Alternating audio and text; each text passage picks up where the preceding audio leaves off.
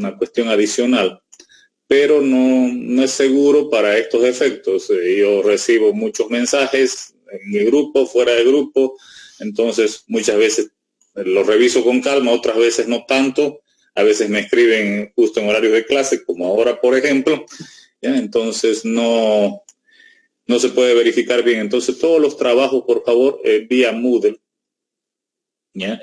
Básicamente tienen hasta hoy día para la entrega correspondiente del trabajo respectivo, del test ABC y el test de dislexia. A partir de ese trabajo, vamos a organizar la otra semana el trabajo, la segunda parte, que corresponde a elaborar un programa para las deficiencias que se encuentran en el test ABC. Entonces, la idea es que mantengan los grupos, sin embargo, no es obligatorio. Tengo pedidos de último rato, inclusive de ayer tarde, en relación a que se han dividido, que ya no van a trabajar algunos. Esa es una disposición de ustedes como grupos, ya no me corresponde a mí definir si alguien ingresa o no al grupo. Me parece lógico que quien no trabaje no esté incluido en un grupo, pero ya es una decisión del grupo. Ustedes se han organizado, ningún grupo ha sido colocado desde el docente de la materia, sino que ustedes han decidido. Entonces, en función de ello, yo lo que hago es recepcionar los trabajos que ustedes están entregando, ¿ya? Como les dije, me parece obvio que quien no trabaja en un grupo sea excluido del grupo. Vamos ahora a continuar esta parte en relación ya a la teoría de dislexia, ¿ya? Teníamos hasta la clase anterior, ¿ya?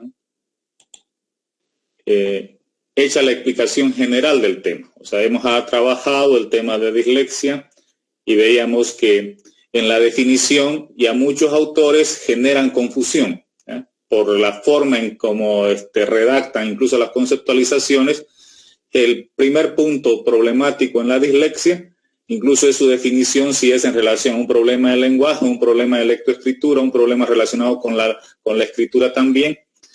Y veíamos que como incluso ya está establecido en el DSM-5, que es lo que les he dicho, que tienen que ustedes tenerlo ya de memoria, ¿ya? La dislexia se establece como el problema básicamente en la lectura. Lógicamente hay una relación con el tema escrito, ¿ya? Pero la dislexia hace referencia al problema lector. Y ahí veíamos las causas biológicas, que eran las genéticas, que tienen que ver con el cerebro. Las siguientes eran las explicaciones cognitivas, o sea, de qué problema se genera a nivel de la mente o a nivel mental, ¿ya? Y finalmente, o sea, a partir de esas dos ideas, una que es estrictamente biológica, otra que es ya más psicológica, donde nos corresponde llegar ahora son a qué explicaciones hay sobre el tema, o sea, dónde hemos llegado hasta hoy con el tema teórico de la dislexia, recordando que ya ustedes han aplicado, me están entregando hoy día el test de dislexia de Condemarín. Denme un momentito, tengo pedidos de ingreso.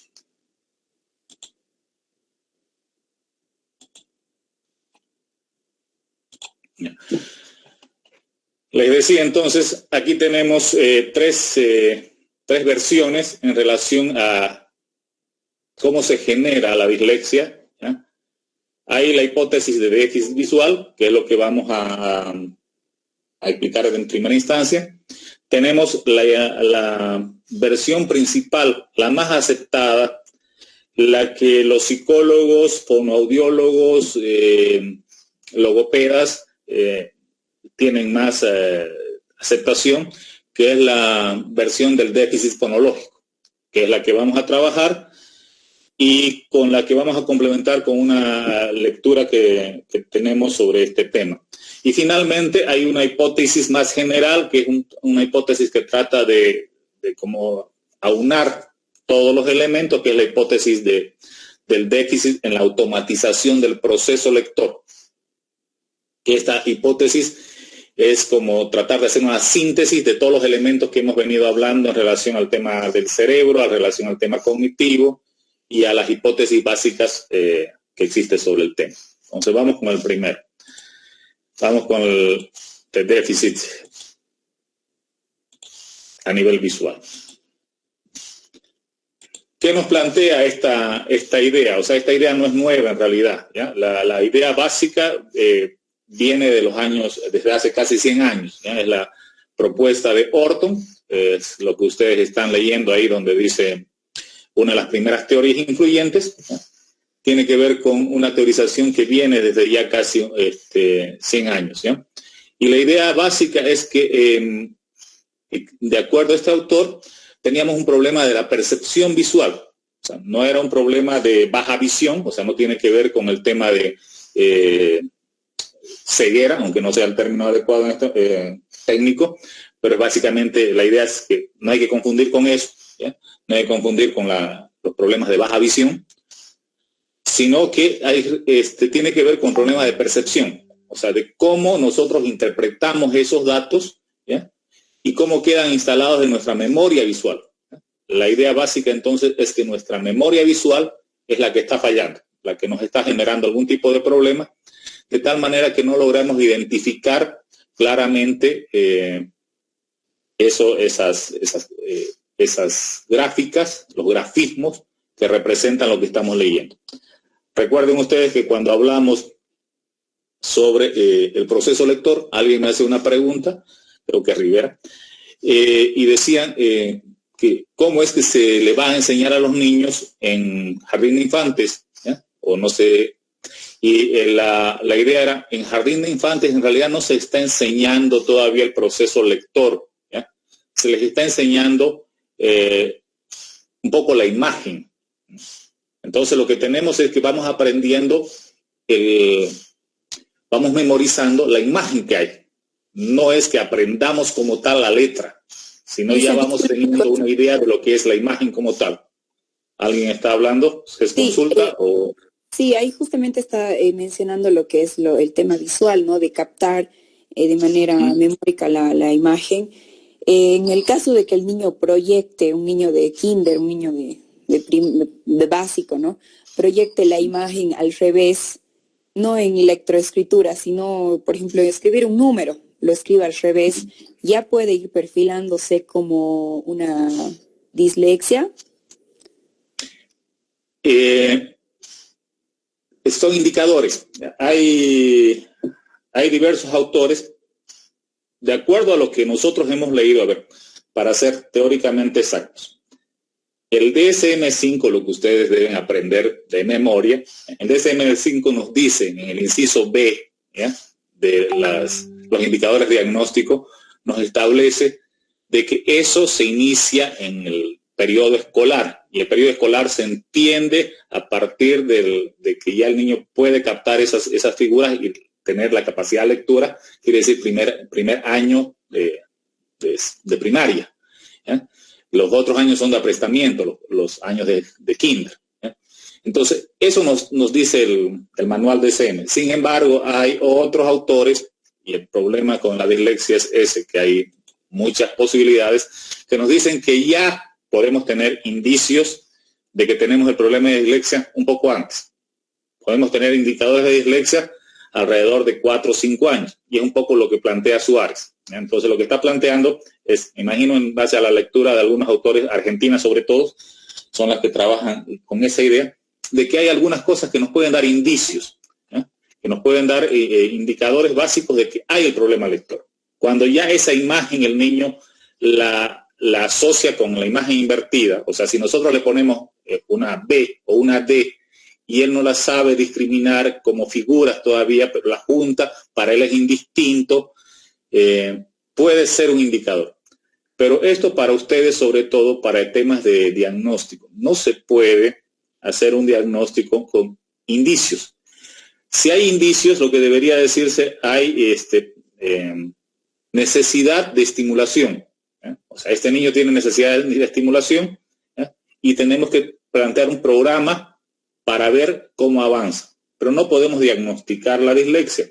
Recuerden que la dislexia, una vez diagnosticada, es una categoría que se establece para siempre, no es una categoría temporal. No es que tenemos dislexia de un año a otro año y después la perdemos. Entonces tiene sus implicaciones en relación a la persona. Muchas veces simplemente es un retraso en el desarrollo lector. Entonces, o sea, que no está en el nivel adecuado, todavía le falta, hay un retraso en edad, en relación a su edad cronológica. Entonces, allí nosotros tenemos que tener ese cuidado. Prefiero que ustedes trabajen para el diagnóstico teniendo el cuidado de plantearse siempre el manual más referencial, que es el DCM-5. El DCM-5 nos dice nivel de escolaridad. Antes que estén haciendo informes con supuesto de que podría tener una dislexia o tiene dislexia, que sería mucho peor que en un informe coloquen ese tipo de cosas. Entonces hay que tener cuidado. Como fondo, Suárez tiene razón, o sea, respuesta concreta, tiene razón de que podemos tener indicios, pero eso no nos lleva a diagnosticar. Norma Rivera, dígame.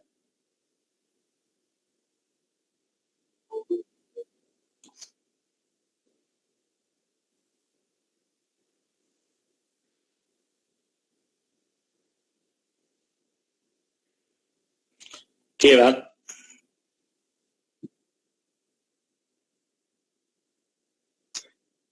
Ahí sí podríamos hacer el test que hemos aplicado, es una buena prueba de screening, como les decía, el test que nosotros estamos aplicando, el test de Condemarín, nos da un buen antecedente de cuáles son los lugares donde hay equivocación. Recuerden que el diagnóstico, y eso espero que estén entregando hoy día, el diagnóstico de dislexia no es un diagnóstico genérico, es ítem por ítem, o sea, pregunta por pregunta. ¿Dónde tiene problemas? Por ejemplo, si tiene problemas en el ítem 2, ¿ya? O sea, en la línea 2, tiene problemas fonéticos, que es un problema de base. ¿Ya? Tiene problemas fonéticos.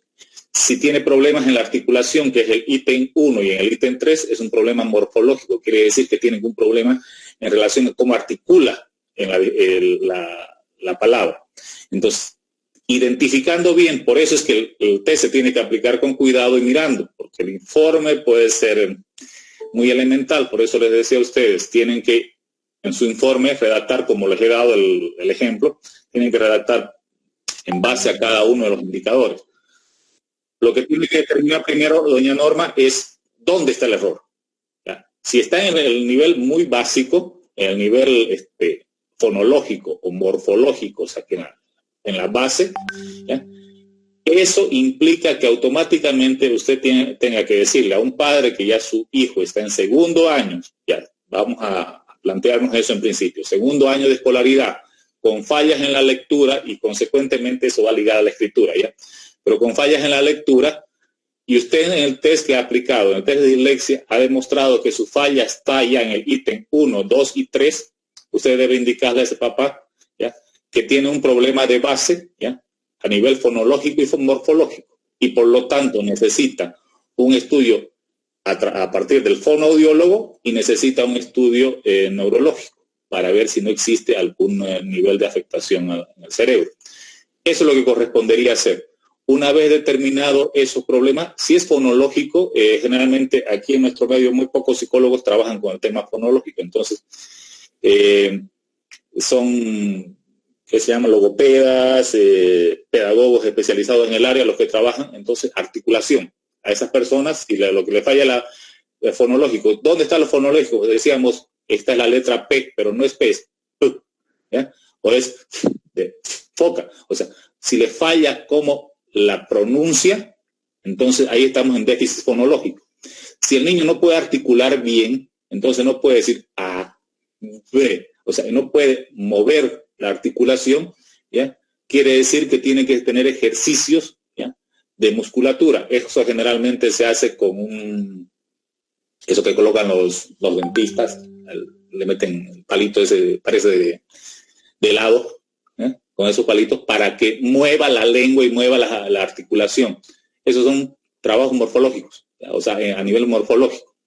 Ya si lo que se evidencia es un nivel de retraso ya más bien en palabras, en fonemas compuestos, como de guerra o ese tipo de cosas, y ahí podría pensarse que puede haber algún tema a nivel cognitivo, y entonces ahí sí trabaja el psicólogo con estimulación, con manuales, como lo que les estoy pidiendo para el ABC, que son manuales en relación a a que el niño vaya disminuyendo la brecha entre su nivel cronológico y su avance, o sea, que vaya disminuyendo el retraso de desarrollo. Entonces hay tres posibilidades. O el psicólogo lo deriva al fonoaudiólogo, pide un examen neurológico, y si no es a esos niveles, empezamos a trabajar con correcciones cognitivas para los niveles de complejidad en la lectura. Y entonces esos son ejercicios que puede trabajar el psicólogo, de hecho aquí no trabajan mucho los psicólogos, o pueden trabajar los psicopedagogos o pedagogos.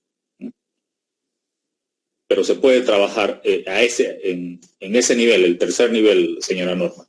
Pero si es en el primero, necesariamente tiene que tener un examen neurológico y un complemento de fonoaudiólogo o logopeda. No sé si esa era la pregunta específicamente.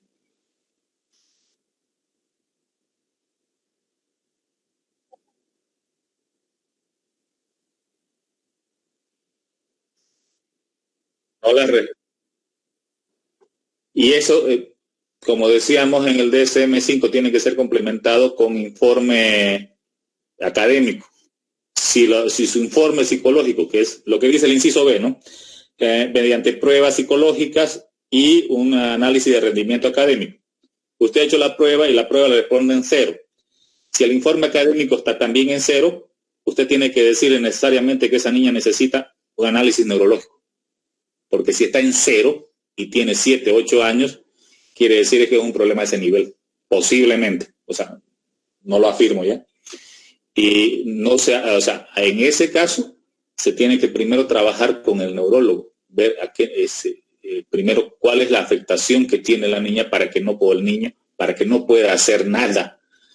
Entonces, si usted me dice que tanto usted como el profesor tienen un informe común de decir la niña no puede realizar ningún tipo de actividad académica relacionada con la lectura, es el informe del profesor, o sea, la niña falla constantemente y no puede leer absolutamente ningún tipo de vocal o consonante o fonema alguno, entonces si los dos tienen ese informe, ese papá necesita urgentemente hacerle un examen neurológico a la niña. Y su informe va así, como le he dicho. O sea, su informe indica que la niña no responde a ninguno de los reactivos, ¿ya? Y este informe es coincidente con el nivel de rendimiento académico apreciado de acuerdo al informe del profesor o profesora de la materia. Y es un informe muy escueto, no hay más. Listo. ¿Ya?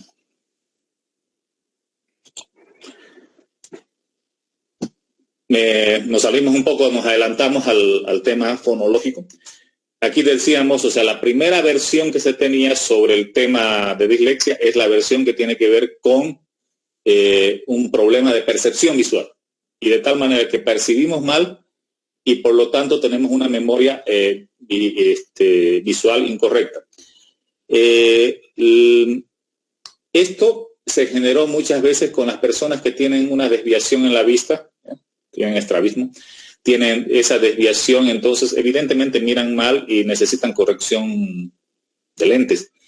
Entonces, cuando no miran bien, también se puede estar creando una dislexia por un déficit orgánico. Entonces, existían muchos casos que tenían un problema de visión, y como la visión era alterada y tenían que necesitar de corrección visual, que pasa mucho, que los oftalmólogos fácilmente pueden darse cuenta. Por eso siempre es bueno, cuando estamos hablando de este tipo de problemas, que se hagan exámenes complementarios de tipo médico. Entonces, y de ahí viene, digamos, la hipótesis de déficit visual. Otras teorías que tienen que ver también con el tema directamente visual, es una relación, así como tenemos el sistema visomotor, visual y motriz para escribir, tenemos también el oculomotor, que quiere decir ojo, y motricidad, porque nosotros tenemos que dirigir la mirada a lo que estamos leyendo. Entonces, en la dirección de la mirada tiene que ver lo que les decía, el tema de cómo va la vista, cómo va dirigiendo. ¿Ya? Si algunos les han enseñado los métodos de lectura rápida, les dicen, fije la mirada en el centro y va a tener la vista periférica. ¿Ya? Entonces, la vista periférica les va a ayudar a leer rápido. Eso tiene el presupuesto de que nosotros tenemos una direccionalidad de la vista adecuada. Entonces, en el modelo de problemática oculomotor quiere decir que nuestra visión, nuestro ritmo de visión no es el adecuado. O sea, nosotros nos detenemos o paramos el movimiento del ojo en algún punto. Estoy haciendo el movimiento de toda la cara, pero se supone que es el movimiento del ojo, ¿ya? Entonces nos quedamos en un punto fijo y se supone que tenemos que seguir. Entonces hay un problema en el ojo. Esa era la idea a nivel de déficit visual. Tiene sustento por todo lo que le dije. O sea, tiene sustento porque evidentemente se ha evidenciado, sobre todo por estudios de oftalmología, que hay personas que van a tener alguna deficiencia a nivel visual en el alineamiento visual.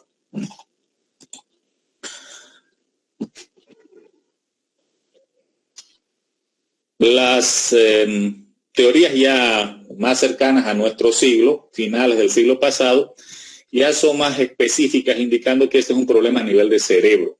O sea, es un problema de que uno mira, pero a nivel de la información sensorial, a nivel de los centros sensitivos, no se tramita, o sea, no se trabaja adecuadamente a nivel del cerebro esa información visual. O sea, el procesamiento visual que está en el área occipital no se logra de manera adecuada. Esa es la idea que, digamos, tiene más ligación con la perspectiva cerebral que hablábamos en la anterior clase.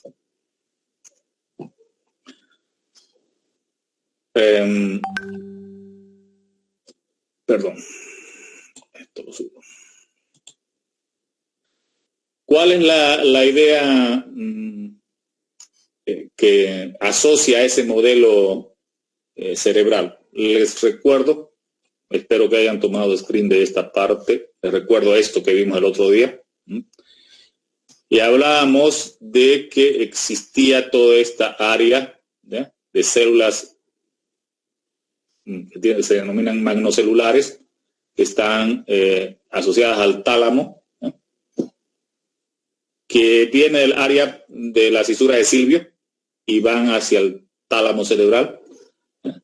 Estamos volviendo a esta idea, que es de las teorías del cerebro, que lo tienen en el texto ustedes y que pueden revisarlo, y volvemos a esta idea. Y a partir de esta idea, o sea, de la idea de la problemática cerebral, vuelve la autora a reafirmar que ya existe una teorización que nos habla que tenemos el problema en el procesamiento visual de colores y detalles.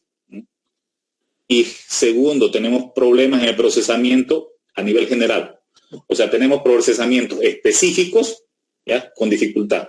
Los procesamientos específicos son en que no sabemos diferenciar en algunos casos con claridad ciertos colores. Entonces, por eso que tampoco sería bueno en este caso de niños sobrecargar las figuras con demasiados colores, porque eso va a hacer confundir. Entonces, esas son una de las cosas que uno tiene que tomar en cuenta, que si bien las figuras tienen que ser atractivas cuando se hacen los ejercicios de estimulación, no tienen que estar sobrecargadas, porque puede suceder esto, que tengamos el primer tipo de problema, que es procesamiento visual de colores. O sea, mucho color puede generar confusión. Y a la vez, detalle. Para un niño que está aprendiendo, es un pequeño detalle que el palito esté a la derecha o que el palito esté a la izquierda. Es un pequeño detalle. Ya saben que ustedes ese detalle transforma un palito en B, u otro palito en D, o transforma un palito en P, ya, para poner ejemplo específico. Pero lo que quiere decir entonces que tienen problemas a ese nivel, a nivel cerebral, cisura de Silvio y tálamo.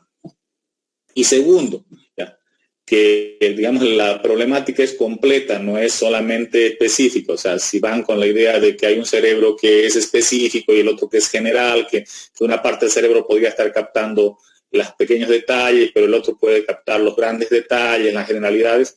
Esta teoría nos dice que está afectado a los dos niveles, quiere decir, en los dos cerebros. En el primero, detalle, color y ciertas formas básicas, y en el segundo, el procesamiento global. O sea, la generalidad también está afectada. Entonces, Este modelo nos quiere explicar que a nivel cerebral hay una afectación de cómo nosotros trabajamos la información sensorial que nos llega desde la vista.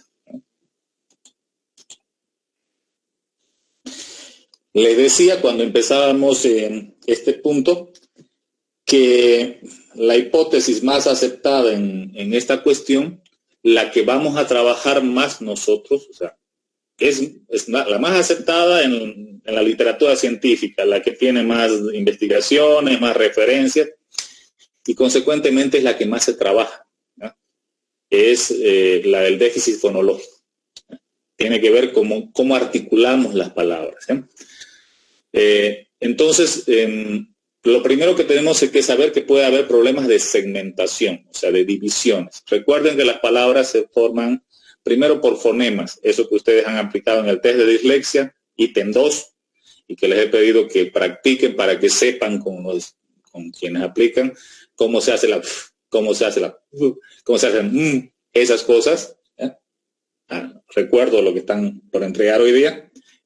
Pues hay déficit a nivel fonológico de pequeños segmentos, o sea, no aprendemos a decir mamá en un solo momento.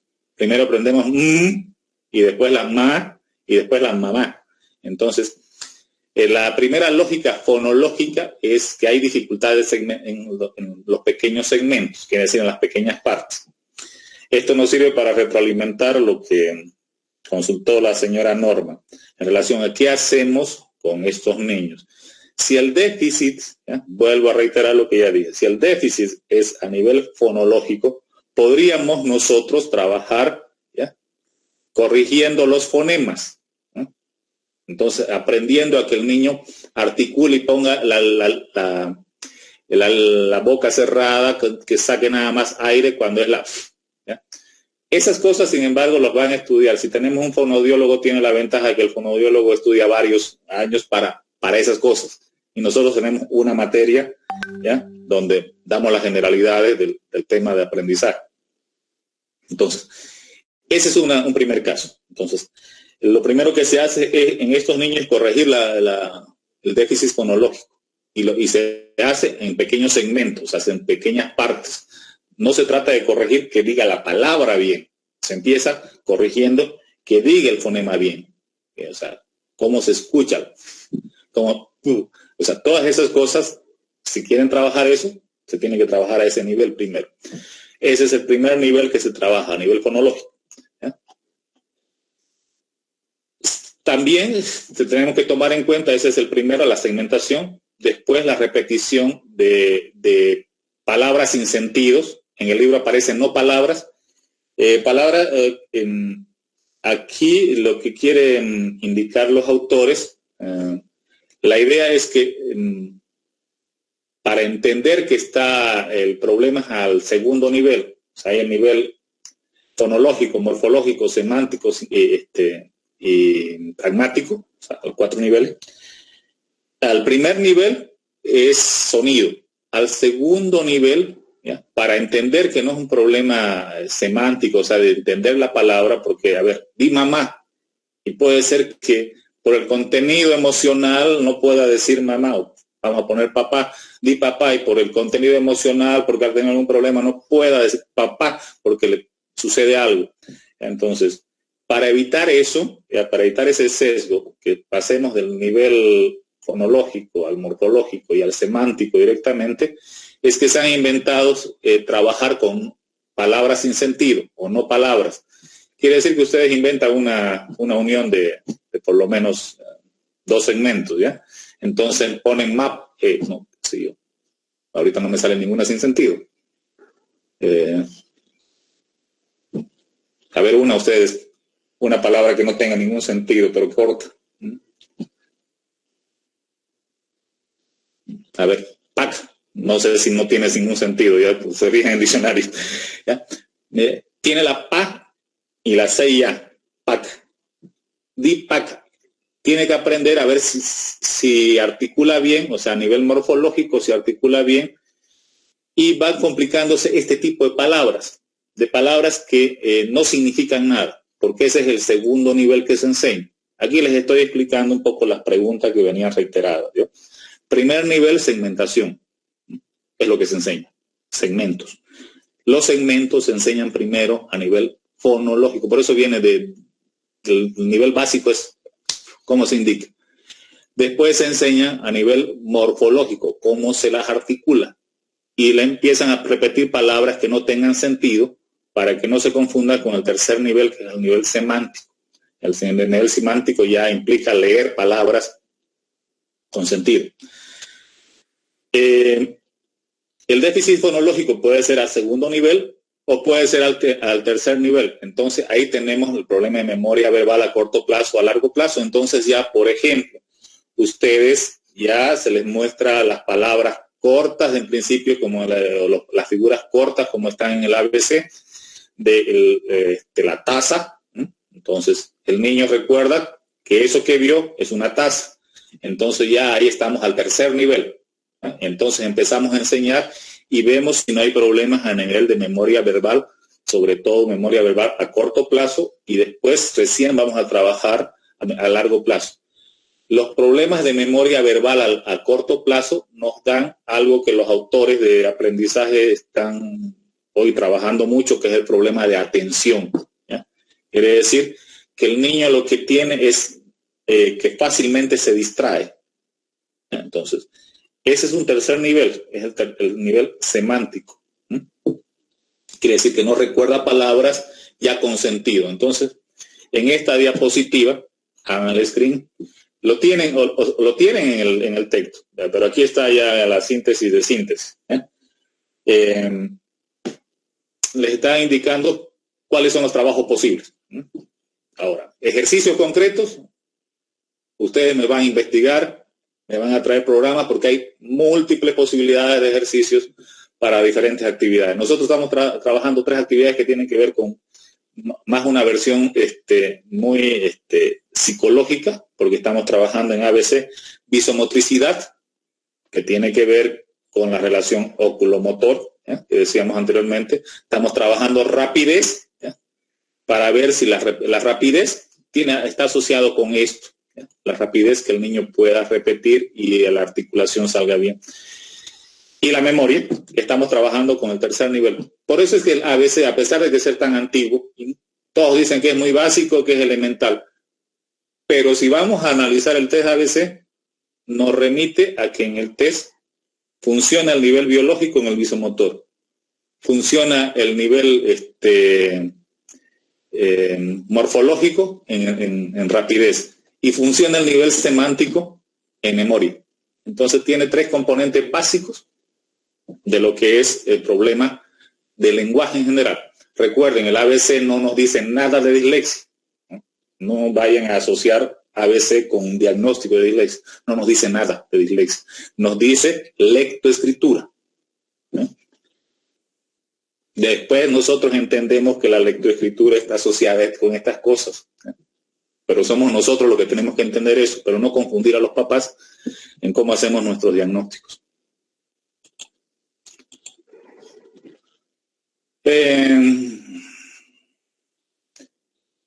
Complemento, o sea, la idea de déficit fonológico siempre fue asociada a la temática cognitiva, ¿eh? O sea, como que una cosa era la temática biológica y otra la temática cognitiva.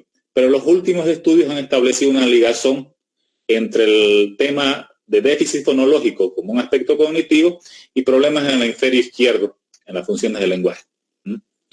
Y esto está asociado a estos elementos de aquí, de trabajos complementarios. Voy a pasar a mostrarles este video, espero pueda. Voy a salir y voy a copiar, por favor.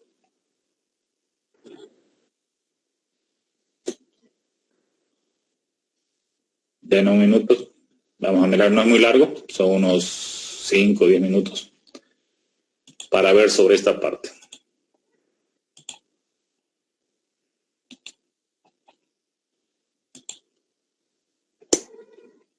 Consultas mientras bajo el video. Si hay alguna consulta hasta aquí.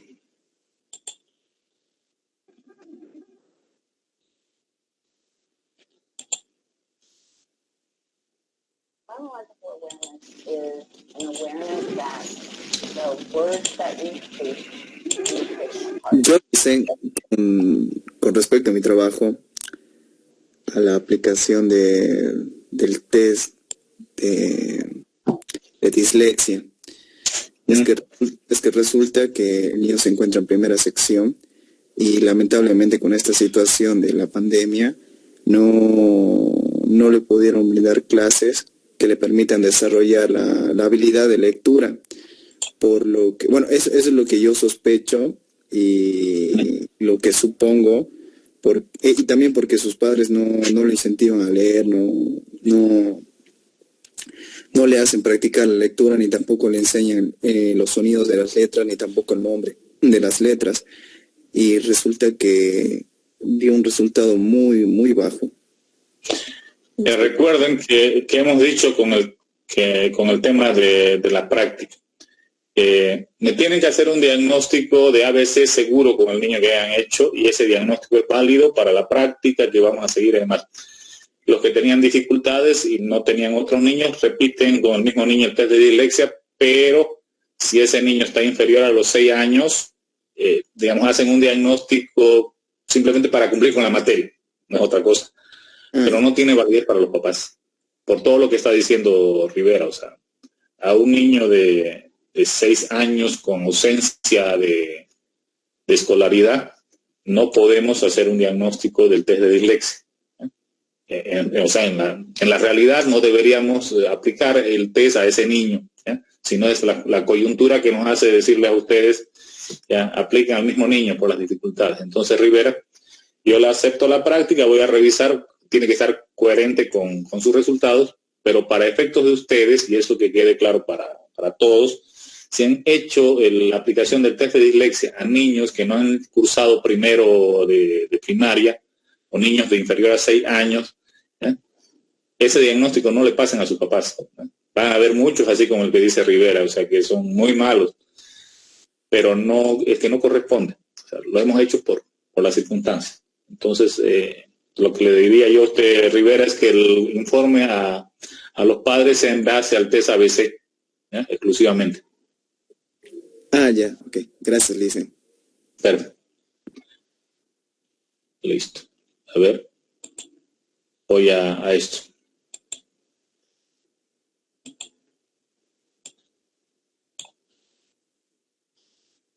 Aquí estoy. Me pasó otra cosa.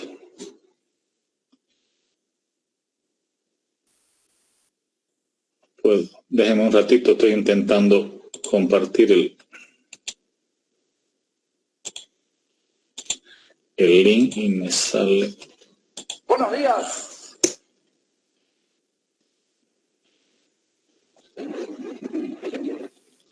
Ahora aparece. A ver, intentaremos una vez más y no seguimos avanzando sin esto.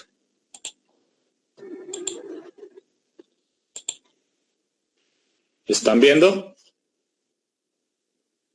¿Me confirma alguien, por favor? Sí, licenciada. Sí, licenciada. Dice que es la conciencia fonológica, haciendo referencia a este tema.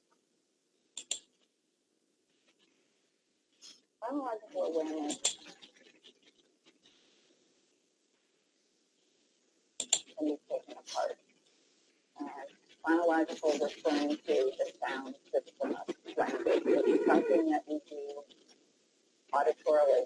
We're listening to words, we're listening to sentences. So it's not about what we're seeing. It's all about what we're hearing.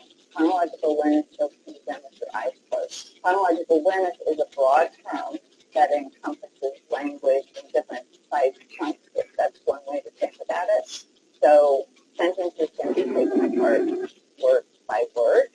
So young children in class will march to I like ice cream, and you get them to really be able to keep those sentences apart word by word. And once they get that concept, you can actually get them to class the syllables in words that have more than one syllable. So elephant, giraffe, and when they can do that, it goes to the next step where they have to actually break the syllables down into smaller units. Those units are referred to as phonemes. before we even introduce kids to the fact that these sounds are represented by letters. Again, at a listening auditory level, we want them to be able to pick those sounds apart within a word.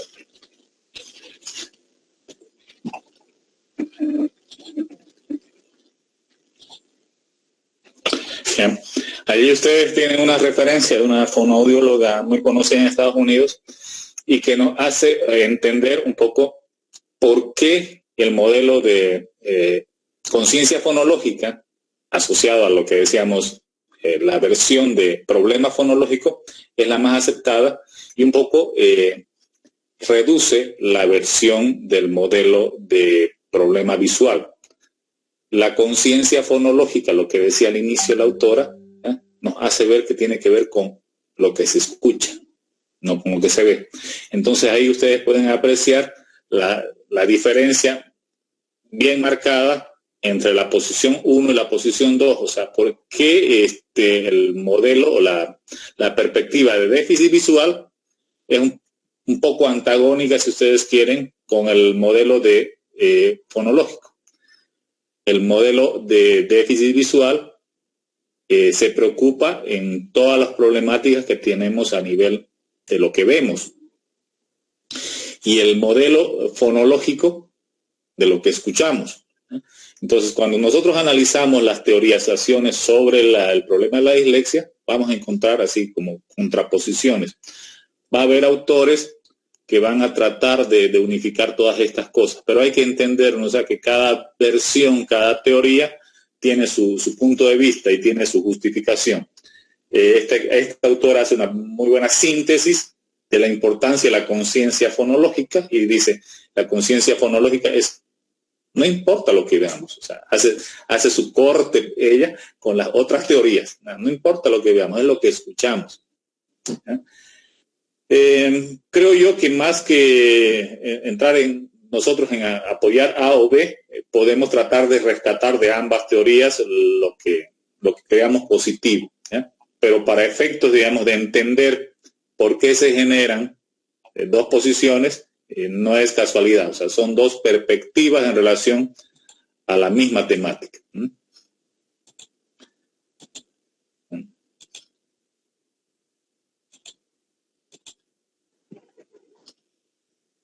¿Cuáles son las señales específicas, viendo desde la perspectiva fonológica, que nos dicen que los niños tienen problemas en eso, que en la conciencia fonológica, o sea, en entender lo que escuchan? Y esto volvemos a la pregunta inicial que nos daba su compañera Suárez. Su compañera Suárez, en relación a que ya tenemos algunos indicadores, ya desde el principio, desde jardín de infantes, que nos van a dar posibilidades de que ese niño vaya a generar dislexia. Así, con esa idea de posibilidad, no es diagnóstico, no es certeza, es ver posibles situaciones. Y es lo que están leyendo ustedes aquí. Entonces, les cuesta aprender rimas. Generalmente los cuentos que suenan así como a poesías les gusta mucho a los niños, pero a los niños que tienen dificultad en esa conciencia fonológica no les atraen. Lo mismo, como no pueden segmentar, no pueden contar sílabas de las palabras, o sea, no pueden dividirlas parte por parte. O sea, aquí sería, por ejemplo, para, sería para, y saber que ahí hay dos sílabas, o sea, no sabrían eso, les costaría. No tendrían la capacidad para notar los sonidos parecidos, la aliteración que se denomina. O sea, no se confundirían fácilmente sonidos. Es como cuando nosotros estamos lejos y nos dicen unas palabras que suenan medio parecidas, podemos confundirlas, y eso porque estamos lejos, ¿ya? Y alguien o nos está hablando muy bajo o nos está hablando, pero hay bulla entre medio, entonces confundimos una palabra medio parecida con la otra. Pues a ellos no es necesario que se esté lejos o que haya mucho ruido, tienden a confundir sonidos. Esto se da sobre todo en preescolar.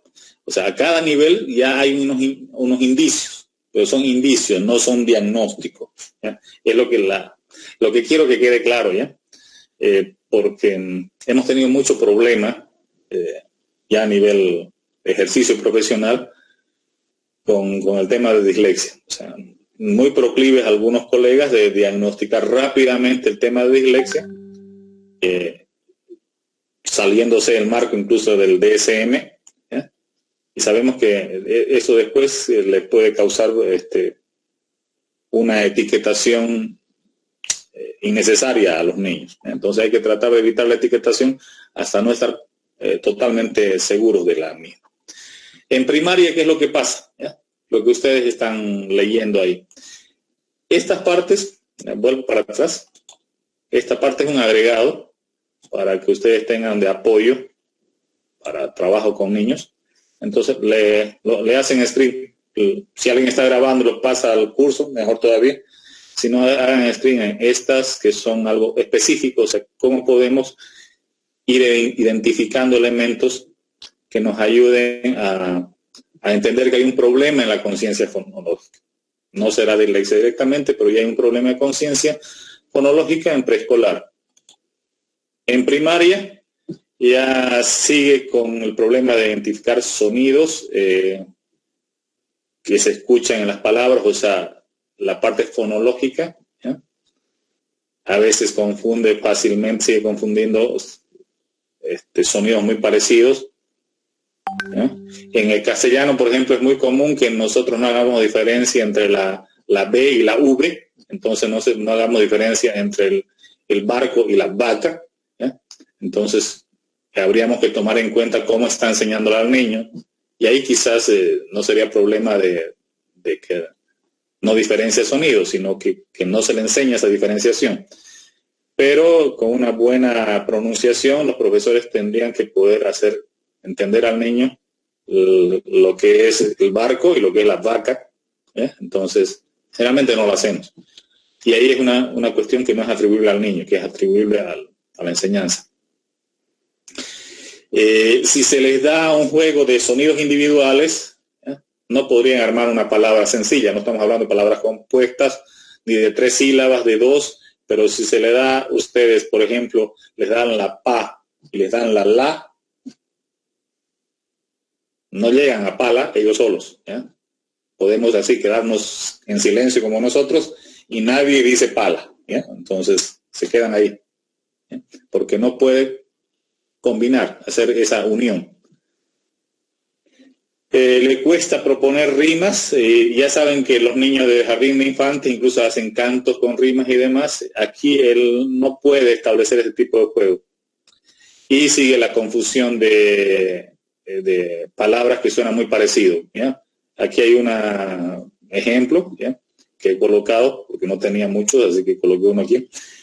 Se le dice específico y pacífico y para él es lo mismo. O sea, no hay, como termina en cífico, ¿ya?, y él escuchó eso último, ¿ya? O sea, no hay la conciencia fonológica de escuchar claramente todo, ¿ya? Él escucha una parte, escucha fragmentado, ¿ya? Entonces aquí, digamos, el ejemplo es muy claro de cómo se generan las dificultades. Entonces aquí está el específico y aquí está el pacífico y resulta que no hay diferenciación. Y finalmente tenemos, así como hay el modelo que de déficit a nivel visual, hay el déficit fonológico, hay la hipótesis de automatización que va a tratar de aunar algunos elementos, con la idea de que lo que no se logra al final es que lo hagamos de manera automática, ¿eh? Por eso viene la automatización. El ejemplo que siempre damos en muchas cosas, nosotros lo hacemos de manera automática. O sea, ustedes cuando esta mañana, cuando tomaron su desayuno, ¿ya?, no agarraron las cucharas y estaban totalmente conscientes y le pusieron su azúcar a su taza, ¿ya?, totalmente consciente de lo que estaban haciendo. Hay gente que inclusive agarraba la azucarera y estaba charlando con otra persona, gente que ya estaba charlando, no sé si se acuerdan que han hecho esta mañana, pero muchos de nosotros no lo hicimos de manera automatizada. El lenguaje, la lectura, se va automatizando, ese es un hecho. Entonces, al principio tiene que ser muy consciente. Entonces, el niño al principio tiene que mirar bien y empieza desde esta perspectiva lo va a decir mucho después, ¿ya?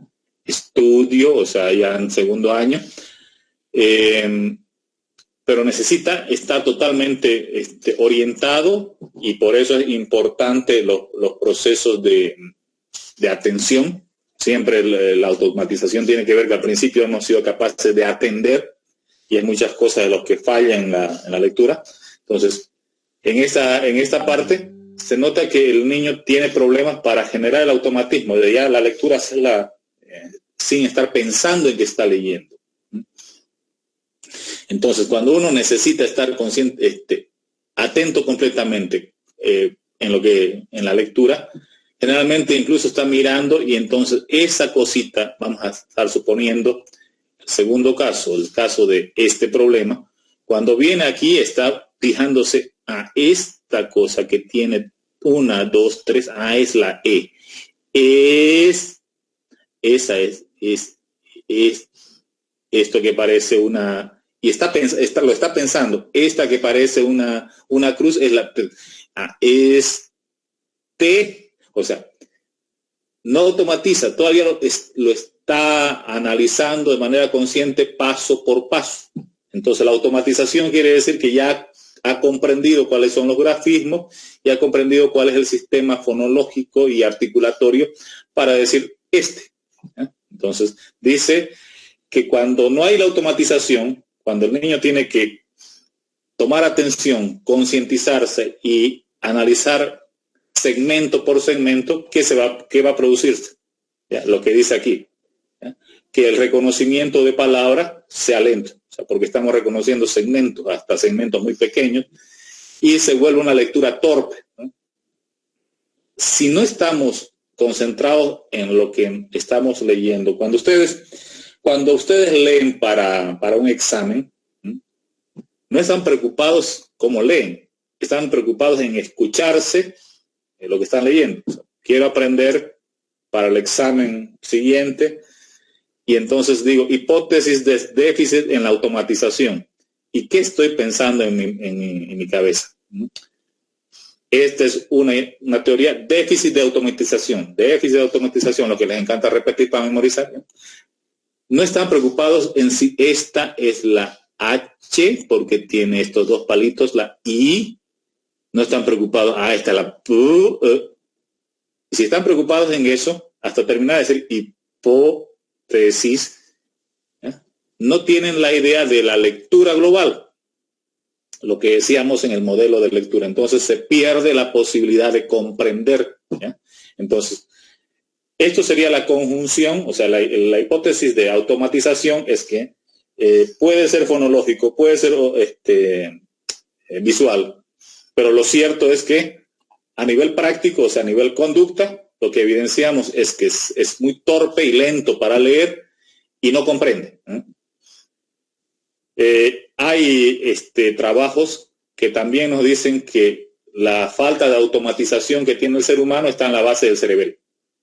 Entonces, hay también autores que sustentan, o sea, toda la gama de teorías, ¿ya?, en relación al problema disléxico, ya no solamente es un supuesto teórico, sino todos le tratan de dar su sustrato biológico cerebral. Entonces, en el caso de cómo automatizamos nuestra lectura, han encontrado que tiene un problema en el cerebro. Entonces, sabemos que a nivel visual puede que existan problemas, sabemos que a nivel fonológico pueden que existan problemas, y ahora complementamos a nivel conducta evidente, que es la automatización. O sea, la automatización se evidencia ya en cómo lo hacemos, ¿ya? También hay un sustrato biológico.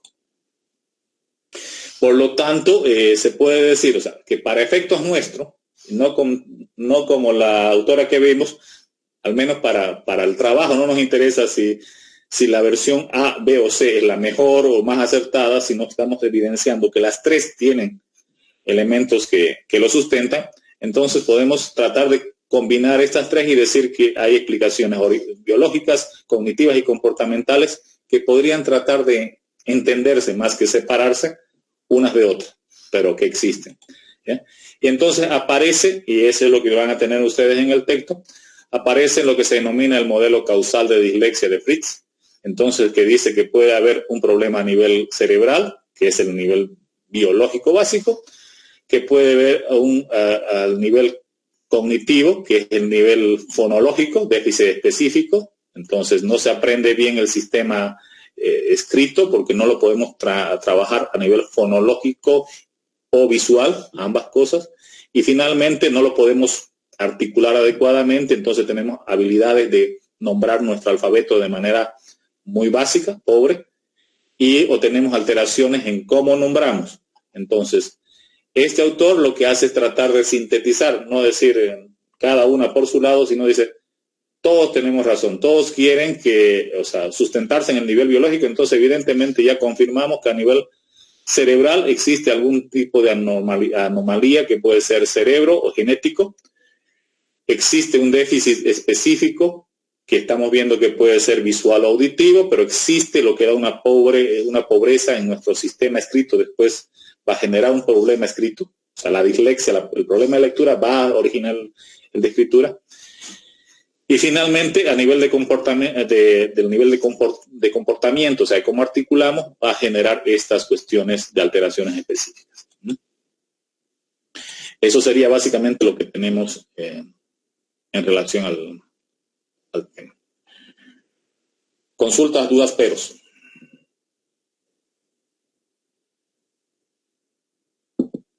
Bueno, espero que se haya entendido todo entonces. Gracias. Vamos a hacer rápido.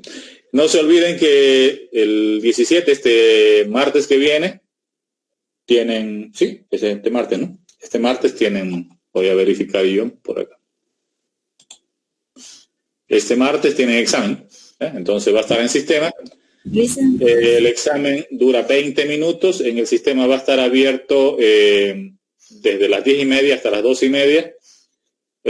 Para los que no han pasado conmigo alguna materia, ya, los demás ya conocen que el examen está abierto esas 2 horas, son 20 minutos que sí es efectivo, o sea, ni bien empiecen a iniciar el examen, tienen 20 minutos y las notas no se muestran hasta finalizar las 2 horas, o sea, para que no haya posibilidades de transmitir conocimientos a otros. Entonces, su examen, ustedes van a conocer su nota, respuestas correctas e incorrectas, nada más al final de esas 2 horas. Lisa, dígame. tengo una pregunta. De la última tablita que ha mostrado de representación del modelo causal, esa tablita, ¿en qué, digamos, nos ayuda o que no le entendí muy bien? Espérenme, como ya cerré ahorita, denme un segundito. Y confirmo que estamos hablando de lo mismo.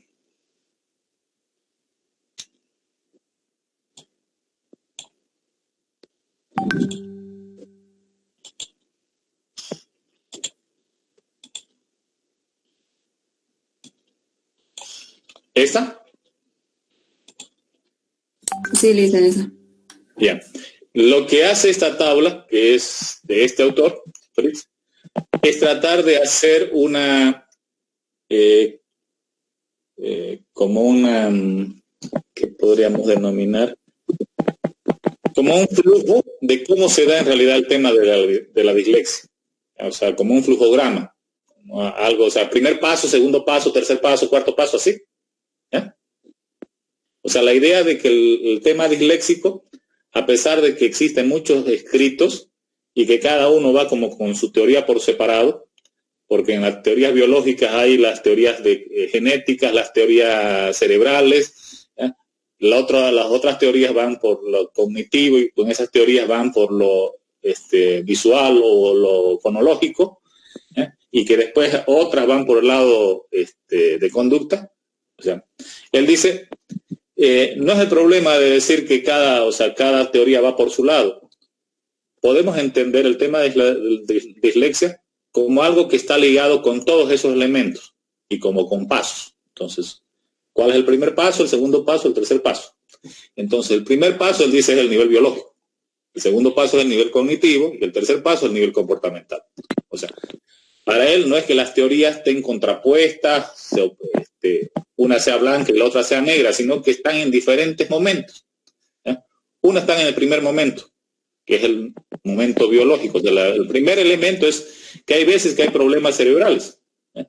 Y cuando hay problemas cerebrales y el tema de dislexia, tenemos que trabajarlo a ese nivel. O sea, hay casos muy profundos, ¿ya?, como el que está planteando como ejemplo doña Norma, que debería verse primero a nivel neurológico, qué es lo que pasa. Y dice, sí, hay teorías que dicen que están en el primer momento cerebral. Y hay otras que nos dicen que el nivel cerebral, o sea, la afectación cerebral, va a dar lugar que se pase al segundo nivel. O sea, tenemos problemas en el cerebro, pero no son tan graves, pero van a producir un problema cognitivo. ¿Cuál es el problema cognitivo? Son déficits específicos. No sabe pronunciar bien, déficit fonológico, o no sabe articular bien, déficit morfológico, y esto, o sea, puede ser, las dos teorías que vimos hoy día, puede ser por problema de vista o por problema de audio. Y esto, a la larga, por eso es que está acá, dice, va a producir un problema en escritura. O sea, los problemas de leer van a repercutir en lectura, en escritura. Entonces, ese es el segundo momento. Dice, si este segundo momento, que es a nivel cognitivo, a nivel de pensamiento, no lo sabemos trabajar, no se hace nada, bueno, lo vamos a ver ya. Evidentemente ya lo vamos a constatar a nivel práctico, que es el nivel comportamental. Que el niño tiene alteraciones, lee torpe, como les decía, ¿no? Re, pre, sen, o sea, y aquí es el nivel comportamental, o sea, lo que se evidencia, lo que se escucha, lo que ve el profesor, es el tercer nivel, que es el nivel de automatización. Y resulta que estas personas tienen un alfabeto muy pobre, no conocen bien las letras. Entonces dice, no es cuestión de que una teoría sea contrapuesta, ¿no?, sino que son como en tres momentos, ¿ya? Primer momento biológico, segundo momento cognitivo y tercer momento comportamental. Entonces, todo está relacionado. Y muchos autores han aceptado, por eso les he planteado este artículo, porque está bien organizado, porque así como les decía, la teoría fonológica es la más aceptada en cuanto a investigaciones y demás, este modelo de complementación de Fritz está en todos los libros de dislexia actuales. Todos los libros de dislexia dicen la solución a tanta teoría por todos lados es este modelo que integra todo. Es decir, no es decir la dislexia es solamente A, B o C. La dislexia empieza en A, continúa en B y termina en C. No sé si ahora se entendió mejor. Sí, le dicen ahora sí, ya se entendió. Qué bueno. ¿Listo? ¿Hay alguien algo más? En referencia a Mamani, que ya le falta poquito para entregar, si no han entregado, ¿se puede entregar en un solo documento? Si quieren entregar en dos, entregan, nada más tengan cuidado de que no sobrepasen los 20 megas, sobre todo con la video. Los que han mandado con URL, interesante, así no solamente como es la dirección, no aumenta megas. Los demás, la solución que les he dado en el WhatsApp, si se sobrepasa y no pueden comprimirlo, etcétera, hay algunos que tienen la habilidad y lo han comprimido, también gracias. Lo dividen y colocan parte 1 y manda un compañero, parte 2 manda otro y parte 3 manda otro compañero. Total, muchos grupos son hasta 6. Entonces, si es que tienen problemas de cantidad de megas de envío. Ya le falta poco en tiempo, así que los que no han entregado, vayan ahorita mismo, ya entreguen en el Moodle.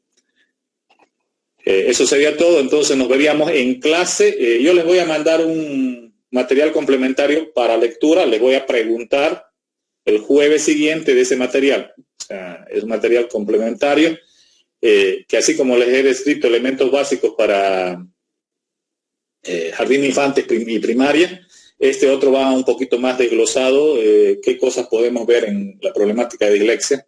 Entonces, eso sería para que trabajemos, para que ustedes comenten el jueves que viene. Entonces espero lectura de esa parte por parte de ustedes para el jueves. El martes, examen. ¿Algo más? ¿Sí? Oh, ya me pilló doña Norma. De todo lo avanzado hasta antes de este tema, espérenme, déjenme un rato.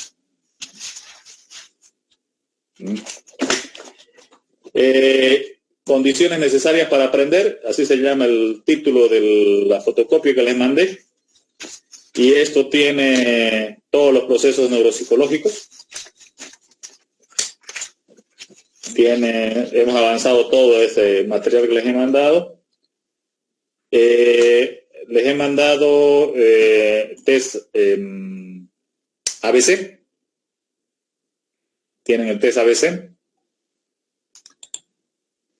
Tienen el test de dislexia. Esas dos cosas tienen. Y hasta ahí hemos cortado y hemos empezado, les he dicho, la teoría de dislexia. Hemos empezado con el DSM-5, ya no entra al examen. Entonces, entra la lectura teórica de esta parte de procesos neuropsicológicos y entran los dos tests. Denme un segundito, estoy verificando el material que ustedes tienen. Si tienen condiciones para el aprendizaje, ahí dice leer de la 45 a la 51, pero esa era una tarea que les di. ¿Ya? En Moodle aparece condiciones para, lo tienen todo, pero recuerdo que para ese día por eso anoté eso de leer, no quiere decir que solo sean esas páginas, es todo el documento. ¿Ya?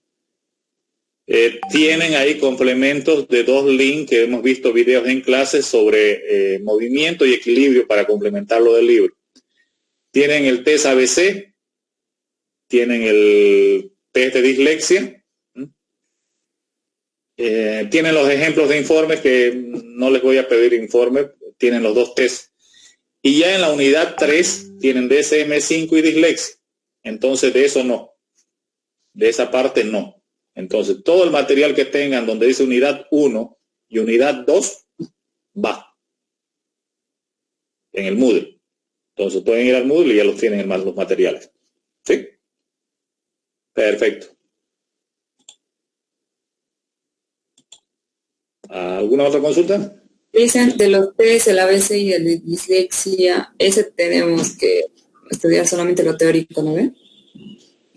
¿Y cómo corrige? Te puedo poner un ejemplo. Te puedo dar datos. ¿Sí? Ya, Licen. Gracias. Perfecto. Ya.